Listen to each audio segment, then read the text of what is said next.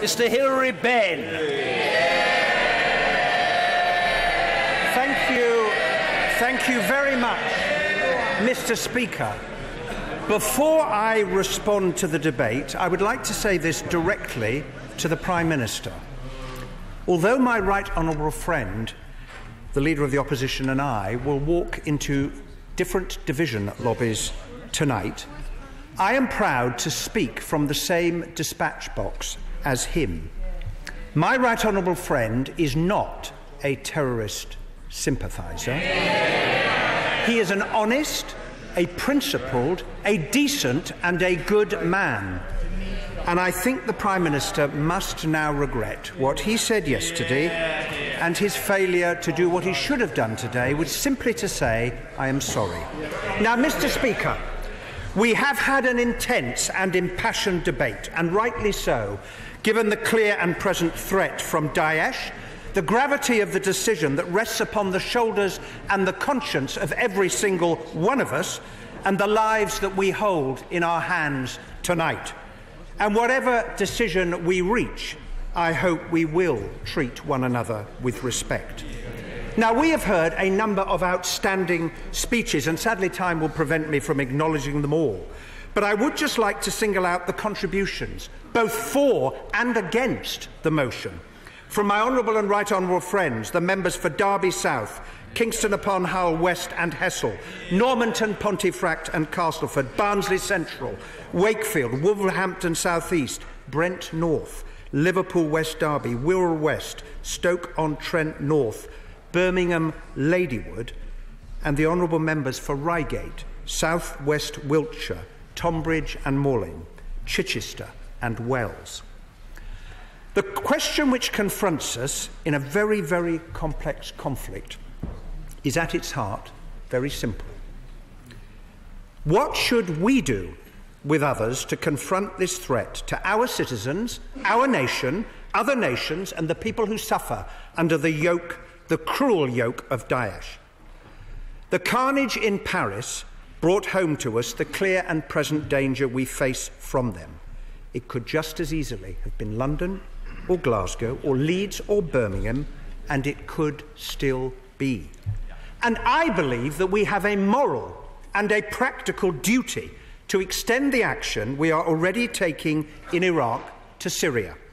And I am also clear, and I say this to my colleagues, that the conditions set out in the emergency resolution passed at the Labour Party conference in September have been met. Yeah. We now have a clear and unambiguous UN Security Council resolution 2249, paragraph 5 of which specifically calls on member states to take all necessary measures to redouble and coordinate their efforts to prevent and suppress terrorist acts committed specifically by ISIL and to eradicate the safe haven they have established over significant parts of Iraq and Syria. So the United Nations is asking us to do something. It is asking us to do something now. It is asking us to act in Syria as well as in Iraq. And it was a Labour government, if the honourable gentleman will bear with me, it was a Labour government that helped to found the United Nations at the end of the Second World War. And why did we do so? Because we wanted the nations of the world working together to deal with threats to international peace and security, and Daesh is unquestionably that. So given that the United Nations has passed this resolution, given that such action would be lawful under Article 51 of the UN Charter, because every state has the right to defend itself, why would we not uphold the settled will of the United Nations, particularly when there is such support from within the region, including from Iraq? We are part of a coalition of over 60 countries, standing together shoulder to shoulder to oppose their ideology and their brutality.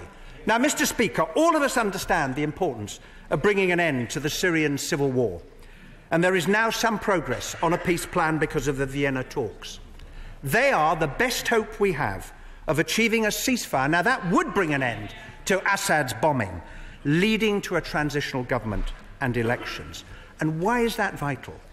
both because it will help in the defeat of Daesh and because it would enable millions of Syrians who have been forced to flee to do what every refugee dreams of. They just want to be able to go home.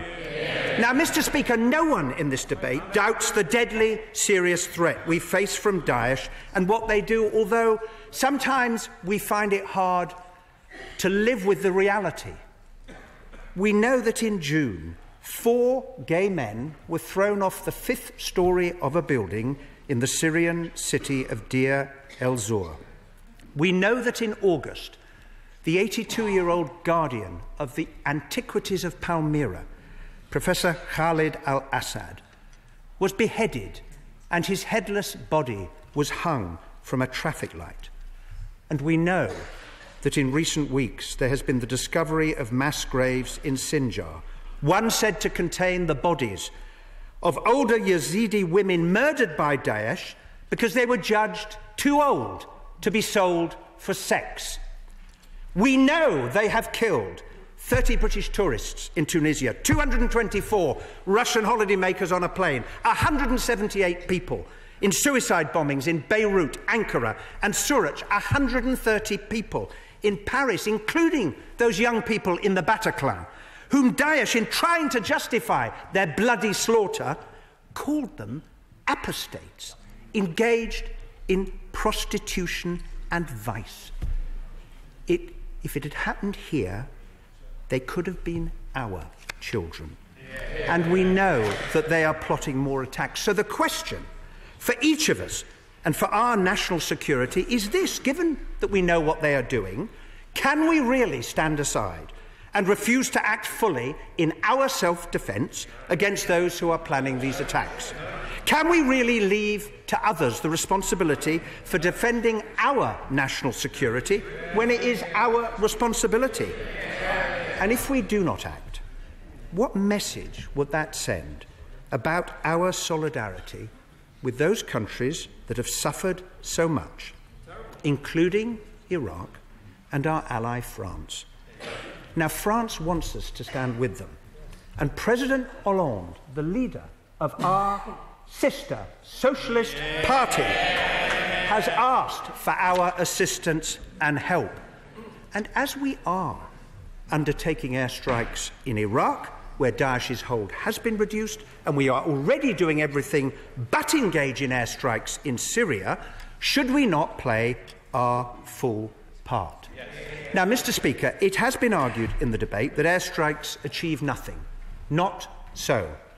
Look at how Daesh's forward march has been halted in Iraq. The House will remember that 14 months ago, people were saying they are almost at the gates of Baghdad, and that is why we voted to respond to the Iraqi government's request for help to defeat them. Look at how their military capacity and their freedom of movement has been put under pressure. Ask the Kurds about Sinjar and Kobani. Now, of course, airstrikes alone will not defeat Daesh, but they make a difference because they are giving them a hard time, and it is making it more difficult for them to expand their territory. Now, I share the concerns that have been expressed this evening about potential civilian casualties. However, unlike Daesh, none of us today act with the intent to harm civilians. Rather, we act to protect civilians from Daesh, who target innocent people. Now, on the subject of ground troops to defeat Daesh, there's been much debate about the figure of 70,000, and the government must, I think, better explain that. But we know that most of them are currently engaged in fighting President Assad. But I tell you what else we know, is whatever the number, 70,000, 40,000, 80,000, the current size of the opposition forces mean the longer we leave taking action, the longer Daesh will have to decrease that number. And so to suggest, Mr. Speaker, that airstrikes should not take place until the Syrian civil war has come to an end is, I think, to miss the urgency of the terrorist threat that Daesh poses to us and others, and I think misunderstands the nature and objectives of the extension to airstrikes that is being proposed. And of course we should take action. It is not a contradiction between the two to cut off Daesh's support in the form of money and fighters and weapons, and of course we should give humanitarian aid, and of course we should offer shelter to more refugees, including in this country, and yes, we should commit to play our full part in helping to rebuild Syria when the war is over. Now, I accept that there are legitimate arguments, and we have heard them in the debate, for not taking this form of action now. And it is also clear that many members have wrestled, and who knows, in the time that is left, may still be wrestling with what the right thing to do is. But I say the threat is now, and there are rarely, if ever, perfect circumstances in which to deploy military forces. Now, we heard very powerful testimony from the Honourable Member for Edinburgh earlier when she quoted that passage. And I just want to read what Kawan Jamal Tahir, the Kurdistan Regional Government High Representative in London, said last week, and I quote, "Last June, Daesh captured 1/3 of Iraq overnight, and a few months later attacked the Kurdistan region. Swift airstrikes by Britain, America and France, and the actions of our own Peshmerga saved us. We now have a border of 650 miles with Daesh. We have pushed them back and recently captured Sinjar. Again, Western airstrikes were vital. But the old border between Iraq and Syria does not exist. Daesh fighters come and go across this fictional boundary." And that is the argument, Mr. Speaker, for treating the two countries as one if we are serious about defeating Daesh. Now, Mr. Speaker, I hope the House will bear with me if I direct my closing remarks to my Labour friends and colleagues on this side of the House. As a party, we have always been defined by our internationalism. We believe we have a responsibility one to another. We never have, and we never should, walk by on the other side of the road. And we are here faced by fascists. Not just their calculated brutality, but their belief that they are superior to every single one of us in this chamber tonight and all of the people that we represent. They hold us in contempt. They hold our values in contempt. They hold our belief in tolerance and decency in contempt. They hold our democracy, the means by which we will make our decision tonight, in contempt. And what we know about fascists is that they need to be defeated. And it is why, as we have heard tonight, socialists and trade unionists and others joined the International Brigade in the 1930s to fight against Franco. It's why this entire House stood up against Hitler and Mussolini. It is why our party has always stood up against the denial of human rights and for justice. And my view, Mr. Speaker, is that we must now confront this evil. It is now time for us to do our bit in Syria. And that is why I ask my colleagues to vote for this motion tonight.